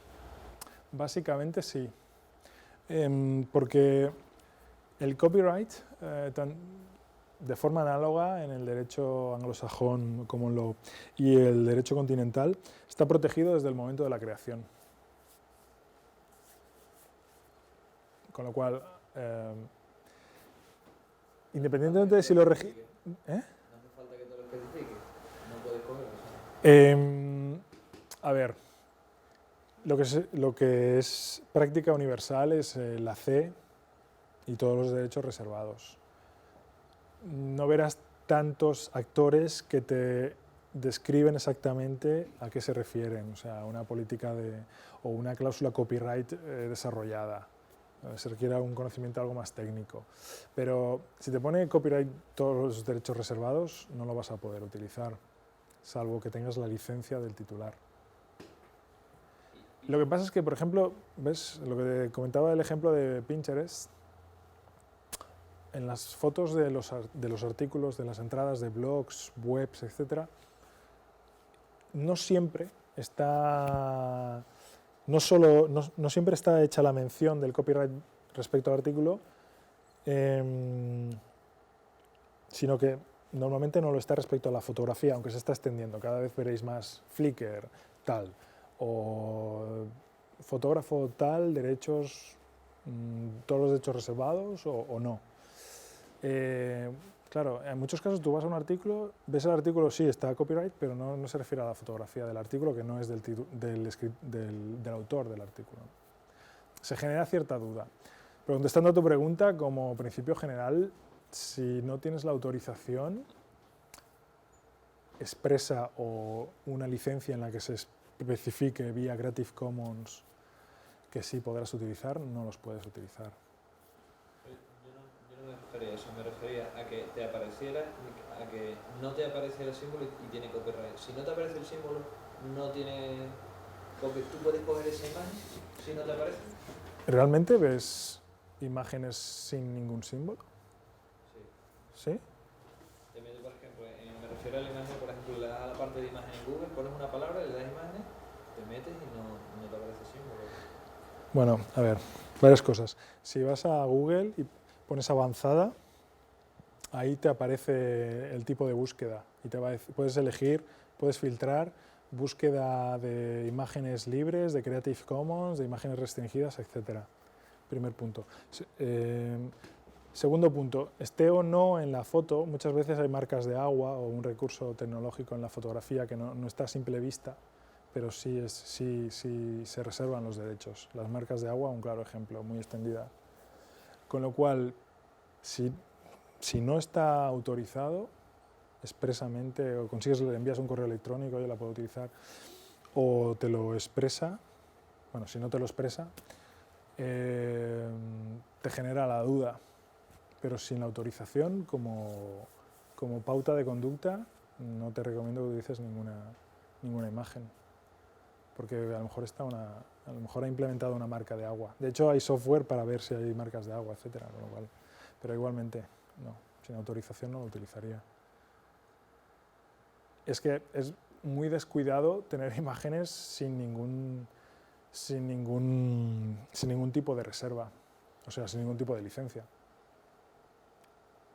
A lo mejor no te has dado cuenta, o a lo mejor realmente el autor es muy descuidado, pero en cualquier caso, lo de la C no es un requisito sine qua non. O sea, como decía, desde el momento de la creación está protegido por derechos de autor.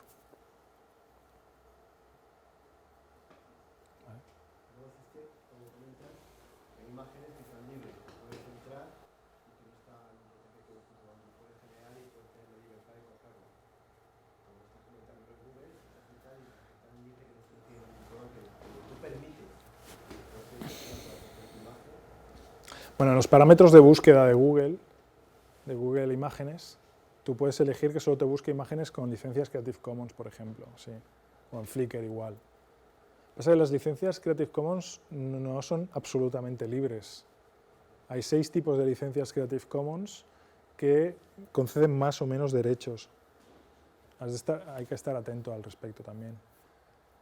Son más flexibles que la cláusula copyright al uso, pero igualmente sí que de alguna forma parametrizan esa licencia.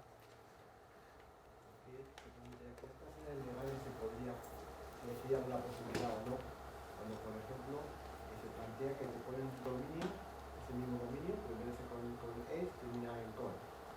Algolera.es, y yo digo, pues yo voy a poner mañana algolera.com. Me dedico al mismo centro social, escribo en el Ministerio de Lingüística, me pongo sin ningún problema. Ahora hago la competencia con otra persona, cuando buscas en Google, sale justamente la mía, algolera.com, que me sale tal, me sale. Ahora hago la ficha a la otra persona. ¿Podría ser en este caso que legalmente podría ser alguna actividad contra mí para quitarme la denominación y tal? No cabría, quedaría así. Potencialmente sí, podría ejercer una acción de infracción de propiedad industrial si la marca está registrada. Podría intentar recuperar el nombre de dominio por considerar que lo está utilizando ilícitamente. Podría también ejercer, o sea, hay un arsenal relativamente amplio, ejercer una acción de competencia desleal por intentar aprovechar en el mercado la buena reputación del otro. O sea, opciones sí que hay, con lo cual ciertos riesgos entraña ese tipo de práctica. Sí. Potencialmente sí. Eso es denunciar al propio ministerio, ¿no? Por ejemplo, por el tema del ESI, por hacer el mismo nombre parecido y tal, que te puede perjudicar. Bueno, aquí hay que discernir si estamos hablando de un genérico superior o de un geográfico. Es decir, el .es, ¿vale?, se concede en el ámbito español, son bastante estrictos con el tema de marcas, que tampoco infrinja razones sociales registradas en el registro mercantil, etc. El .com es mucho más amplio, mucho más flexible, lo podemos registrar en cualquier momento. Aparte nos podemos encontrar que hay un .com, .ar en Argentina, y nosotros tenemos el .com o tenemos el .es, y la marca argentina está registrada en Europa o en España. O sea, al respecto yo siempre recomiendo hacer una búsqueda en Google, hacer una búsqueda en la Oficina Española de Patentes y Marcas. Si accedéis a la página web, veréis que tiene búsquedas de marcas, tanto internacionales, comunitarias como españolas. Con lo cual ya, o sea, hay elementos inmediatos, accesibles, para que se pueda hacer una búsqueda y comprobar que no se está infringiendo la propiedad industrial de ningún posible competidor o de ningún actor económico. Eso como mínimo. Luego, lógicamente, lo que os comentaba, sentarse, oye, vamos a registrar tales dominios, vamos a registrar tales marcas, bueno, solicitar el registro de tales marcas y solicitar el registro de tales vanities URLs y hacerlo todo globalmente. No solo a nivel de evitar infracciones, sino también de tener un portafolio sólido. La posibilidad que haya la ley social de información que ya lleva muchos años, ¿tiene posibilidad de que haya un cambio en la directiva o algo? Sí, sí, sí. De hecho, se ha modificado recientemente por la cuestión de la ley Sindebert, el tema de la obligación de proteger de cumplir con la normativa de propiedad intelectual industrial, de la retirada de las webs, en su caso, mediante la comisión. O sea, sí, seguramente, bueno, posiblemente si se reforma el marco legal de protección de datos a nivel comunitario se pueda modificar el tema de las comunicaciones electrónicas. De hecho, hay una directiva sobre cookies, que he olvidado mencionar, aprobada, cuyo plazo de incorporación al derecho español no se ha aprovechado, o sea, el derecho español no cumple con la directiva sobre cookies, que establece una serie de obligaciones de información respecto a las cookies. ¿Más posibilidades de cambio? Sí, sí, sí. Diría que incluso probable que se llegue a modificar. De hecho, desde su establecimiento inicial se ha modificado ya en numerosas ocasiones. Lo que he comentado de las comunicaciones electrónicas, la Sindebert, la ley de impulso a la sociedad de la información, que establecía esa cláusula de informar, esa obligación de información a los intermediarios de qué medidas de seguridad establecidos. Se retiró la obligación de registrar el nombre de dominio, que existía previamente. O sea, sí, sí, sí, no creo que haya una global. No creo. Incluso si España modificase radicalmente su aproximación a Internet y a los negocios electrónicos, no creo que lo hiciera a nivel de técnica legislativa, modificando totalmente, o sea, derogando la ley y aprobando una nueva, sino mediante modificaciones parciales. ¿Más preguntas? ¿Sí? Antes me ha ocurrido una cosa pero no me acuerdo qué. Sí, hablando de los registros de los nombres de dominio, que puede ser .com, .es, .org, .cat, lo que sea, ¿no? He recomendado entonces, digamos, reservar un amplio elenco de .xx, bueno, xx no, que ya también es otro nombre, ¿no? Sino de punto lo que sea, para proteger un poco el nombre de la... Bueno, yo es que lo veo como un activo, no solo a nivel de protección. O sea, los nombres de dominio... Antes de meterse en pleitos con quien te usurpe, porque los pleitos nunca son recomendables. No, el arbitraje es más ágil en el caso de los nombres de dominio. No, yo los nombres de dominio los recomiendo porque son muy ágiles y no son muy caros. Con lo cual... Por un dominio más y ya está. No hace falta implementar una web con ese nombre. No, lógicamente has de tener en cuenta tus recursos económicos para registrar N nombres de dominio, pero una vez... Tampoco es muy caro. No. Sobre todo si son nombres de dominio así muy poco populares. Exacto. Bueno, también depende de tu modelo de negocio, ¿no? Si eres una plataforma de multimedia, seguramente te va a interesar el .tv de Tuvalu inicialmente. Esa es otra historia. Pero como se pueden registrar además paquetes enteros de nombres de dominio, su gestión es bastante ágil. Si dispones de los recursos económicos y tiene un sentido el registro, yo lo recomiendo así, sin duda. De hecho, la web de registrar el nombre de dominio te dicen si con otra terminación existe o no existe. Sí, te lo dicen. Yo en cualquier caso insisto de nuevo en ese análisis previo de qué marcas hay registradas, qué nombres de dominio, vanities URLs, etc. ¿Vale? Porque luego, si está registrado y tú tienes un modelo de negocio que esperas que crezca y hay una marca consolidada, no tiene sentido registrar un nombre de dominio. más allá de posibles infracciones. Primero. Segundo, si tu modelo de negocio es dudoso, tipo roja directa, hemos visto que los dominios americanos han sido secuestrados.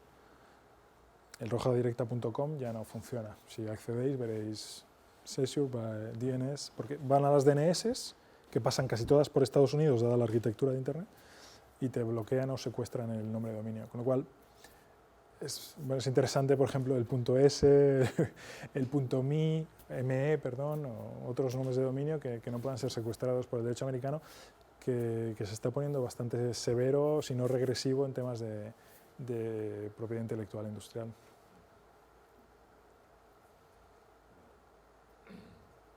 ¿Más preguntas? ¿No? Bueno, pues muchísimas gracias de nuevo y damos por concluida la sesión. Gracias.